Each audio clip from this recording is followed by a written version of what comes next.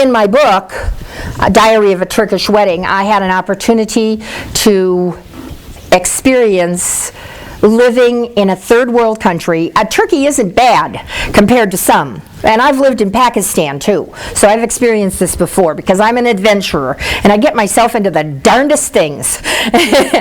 And in this particular situation, I was living in a duplex in Milwaukee. Now, a duplex by anybody's consciousness usually is not a palace.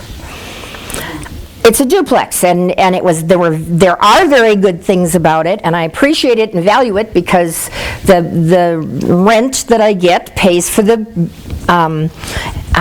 taxes on the house, and so I've been wise with my resources.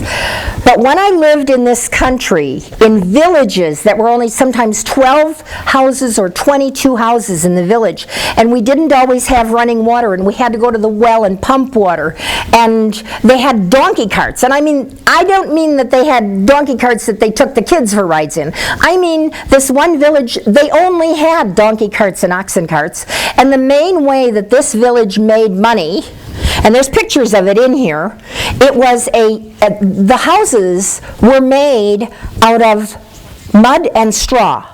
I am not kidding you.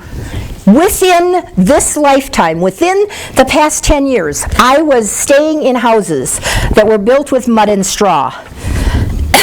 And the main income that this particular village had, because it was in an area of Turkey that had no trees, it had practically no scrub brush, nothing to burn for fuel. So because they didn't use their streets for cars, because nobody had a car in town, they laid out the animal dung on the streets and dried it about this thick. And then when it was dried out, because it doesn't smell when it's dry, they would cut it into 2x2 blocks. They would stack the blocks up and wrap it with twine and load it on these donkey carts and then take it around and sell it to people for fuel. Within the last 10 years, I lived in villages that still live like this. And that's why some of you might not ever want to experience that, but it makes for a great armchair travel experience in the middle of winter. But what I got was an amazing, expansive experience of prosperity. Because none of these people ever felt poor. Because they didn't have other people to compare themselves to. They didn't have mini mansions. They didn't have Lexuses and things to go, oh, how come I can't have that? They didn't have TVs.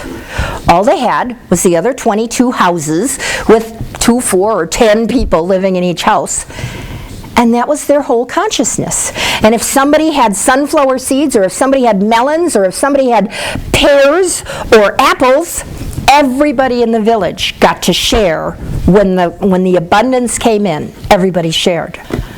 We've gotten so totally away from the richness of supporting each other, deeply caring, pitching in, sharing whatever resources we have.